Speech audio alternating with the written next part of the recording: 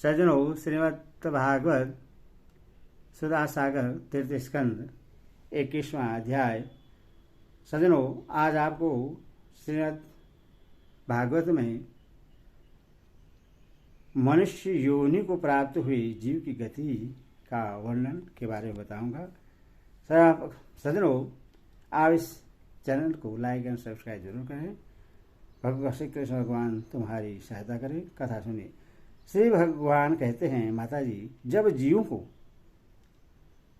मनुष्य शरीर में जन्म लेना होता है तो वह भगवान की प्रेरणा से अपने पूर्व कर्मानुसार देह प्राप्ति के लिए पुरुष के वीर्य कण के द्वारा स्त्री के उदर में प्रवेश करता है। वहाँ वह एक रात्रि में स्त्री के रज में मिलकर एक रूप का लल बन जाता है। 5 रात्रि में बुध रूप हो जाता है। 10 दिन में वेर के समान कुछ कठिन हो जाता है और उसके बाद मांसपेशी अथवा अंडज प्राणियों में अंडे के रूप में परिणत हो जाता है। 1 महीने में उसके सिर निकल आता है। 2 मास में हाथ पांव आदि अंगों का विभाग हो जाता है और 3 मास में नख रोम अस्थि चर्म स्त्री पुरुष के चिन्ह तथा अन्य छिद्र उत्पन्न हो जाते हैं। 4 मास में उसमें मांसादि 7 धातुएं पैदा हो जाती हैं। 5वें महीने में भूख प्यास लगने लगती है और 6ठे मास में झिल्ली से लिपट कर वह दाहिनी कोख में घूमने लगता है। उस समय माता के खाए हुए अन्न जल आदि से उसकी सब धातुएं पुष्ट होने लगती हैं और वह कृमि आदि जंतुओं के उत्पत्ति स्थान उस जघन्य मलमूत्र के गड्ढे में पड़ा रहता है। वह सुकुमार तो होता ही है, इसीलिए जब वहाँ के भूखे कीड़े उसके अंग प्रत्यंग नोचते हैं तब अत्यंत कलेश के कारण वह क्षण में अचेत हो जाता है। माता के खाए हुए कड़वे, तीखे, गरम, नमकीन, रूखे और खट्टे आदि उग्र पदार्थों का स्पर्श होने से उसके सारे शरीर में पीड़ा होने लगती है। वह जीव माता के गर्भाशय में झिल्ली से लिपटा और आंतों से घिरा रहता है। उसका सिर पेट की ओर तथा पीठ और गर्दन कुंडलाकार मुड़े रहते हैं। वह पिंजड़े में बंद पक्षी के समान पराधीन एवं अंगों को हिलाने ढुलाने में भी असमर्थ रहता है। इसी समय अदृष्टि की प्रेरणा से उससे समन शक्ति प्राप्त होती है। तब अपने सैकड़ों जन्मों के कर्म याद आ जाते हैं और वह बेचैन हो जाता है तथा उसका दम घुटने लगता है। ऐसी अवस्था में उससे क्या शांति मिल सकती है? 7वां महीना आरंभ होने पर उस समय ज्ञान शक्ति का भी उन्मेष हो जाता है, परंतु परदूषी वायु से चलायमान रहने के कारण वह उसी उदर में उत्पन्न हुए भिष्टा के कीड़ों के समान एक स्थान पर नहीं रह सकता। तब सप्त धातुमय स्थूल शरीर से बधा हुआ वह देहात्मदर्शी जीव अत्यंत भयभीत होकर दीन वाणी से कृपा याचना करता हुआ हाथ जोड़कर उस प्रभु की स्तुति करता है जिसने उससे माता के गर्भ में डाला है। जीव कहता है, मैं बड़ा अधम हूँ। भगवान ने मुझे जो इस प्रकार की गति दिखाई है वह मेरे योग्य ही है। वे अपनी शरण में आए हुए इस नश्वर जगत की रक्षा के लिए ही अनेक प्रकार के रूप धारण करते हैं। अतः मैं भी भूतल पर विचरण करने वाले उन्हीं के निर्भय चरण बिंदु की शरण लेता हूँ। जो मैं जीव इस माता के उदर में देह, इंद्रिय और अंतकरण रूपा माया का आश्रय कर पुण्य पाप रूप कर्मों से आसादित रहने के कारण बद की तरह हूँ, वही मैं यही अपने संतप्त हृदय में प्रतीत होने वाले उन विशुद्ध उपाधि रहित अभिकार्य अखंड भूत स्वरूप परमात्मा को नमस्कार करता हूँ। मैं वस्तुतः शरीरादि से रहित असंग होने पर भी देखने में पांच भौतिक शरीर से संबंध हूँ और इसीलिए इंद्रिय गुण शब्दादि विषय और चिदाभास अहंकार रूप जान पड़ता है। अथवा इस शरीरादि के आवरण से जिनकी महिमा कुंठित नहीं हुई है, उन प्रकृति और पुरुष के नियंता सर्वज्ञ विद्या शक्ति संपन्न परम पुरुष की मैं वंदना करता हूँ। उन्हीं की माया से अपने स्वरूप की स्मृति नष्ट हो जाने के कारण यह जीव अनेक प्रकार के सत्वादि गुण और कर्म के बंधन से युक्त इस संसार मार्ग में तरह तरह के कष्ट झेलता हुआ भटकता रहता है। अतः उन परम पुरुष परमात्मा की कृपा के बिना और किस युक्ति से इससे अपने स्वरूप का ज्ञान हो सकता है। मुझे जो यह त्रिकालिक ज्ञान हुआ है, यह भी उनके सिवा और किसने दिया है, क्योंकि स्थावर जगम समस्त प्राणियों में एकमात्र वही तो अंतर्यामी रूप अंश से विद्यमान है। अथवा जीव रूप कर्म जनित पदवी का अनुवर्तन करने वाले हम अपने त्रिविध तापों की शांति के लिए उन्हीं का भजन करते हैं। भगवान यह देहधारी जीव दूसरी माता की देह के उदर के भीतर मल मूत्र और रुधिर के कुएं में गिरा हुआ है। उसकी जठराग्नि से इसका शरीर अत्यंत संतप्त हो रहा है।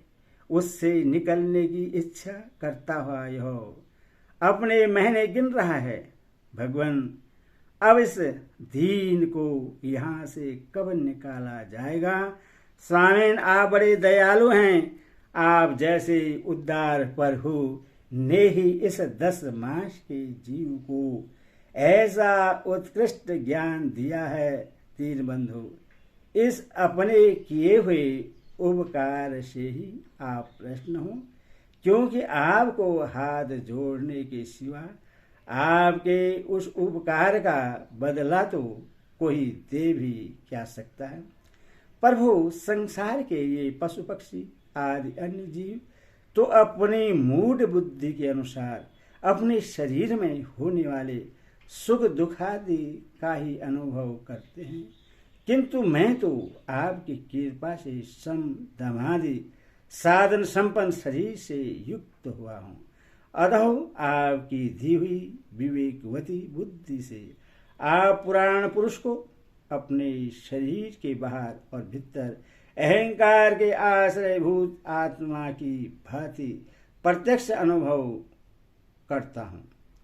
भगवान, इस अत्यंत दुख से भरे हुए गर्भाशय में यदि भी मैं बड़े कष्ट से रह रहा हूँ, तो भी इससे बाहर निकलकर संसारमय अंधकूप में गिरने की मुझे बिल्कुल इच्छा नहीं है, क्योंकि उसमें जाने वाले जीव को आपकी माया घेर लेती है, जिसके कारण उसकी शरीर में अहम बुद्धि हो जाती है और उसके परिणाम में उससे फिर इस संसार चक्र में ही पड़ना होता है। अथवा मैं व्याकुलता को छोड़कर हृदय में श्री विष्णु भगवान के चरणों को स्थापित कर अपनी बुद्धि की सहायता से ही अपने को बहुत शीघ्र इस संसारू समुद्र से पार लगा दूंगा, जिससे मुझे अनेक प्रकार के दोषों से युक्त यह संसार दुख फिर न प्राप्त हो। कपिल देव जी कहते हैं, माता, वह 10 महीने का जीव गर्भ में ही जब इस प्रकार विवेक संपन्न होकर भगवान की स्तुति करता है, तब उस अधोमुख बालक को परवश काल की वायु तत्काल बाहर आने के लिए ढकेलती है। उसके सहसा ढकेलने पर वह बालक अत्यंत व्याकुल हो नीचे सिर करके बड़े कष्ट से बाहर निकलता है। उस समय उसके श्वास की गति रुक जाती है और पूर्व स्मृति नष्ट हो जाती है। पृथ्वी पर माता के रुधिर और मूत्र में पड़ा हुआ वह बालक विष्टा के कीड़े के समान छटपटाता है। उसका गर्भवास का सारा ज्ञान नष्ट हो जाता है और वह विपरीत गति देहाभिमान रूप अज्ञान दशा को प्राप्त होकर बार बार जोर जोर से रोता है। फिर जो लोग उनका अभिप्राय नहीं समझ सकते, उनके द्वारा उसका पालन पोषण होता है। ऐसी अवस्था में उससे जो प्रतिकूलता प्राप्त होती है, उसका निषेध करने की शक्ति भी उसमें नहीं होती। जब उस जीव को शिशु अवस्था में मैली कुचेली खाट पर सुला दिया जाता है, जिसमें खटमल आदि स्वदस जीव चिपटे रहते हैं, तब उसमें शरीर को खुजलाने, उठाने अथवा करवट बदलने की भी सामर्थ्य न होने के कारण वह बड़ा कष्ट पाता है। उसकी त्वचा बड़ी कोमल होती है।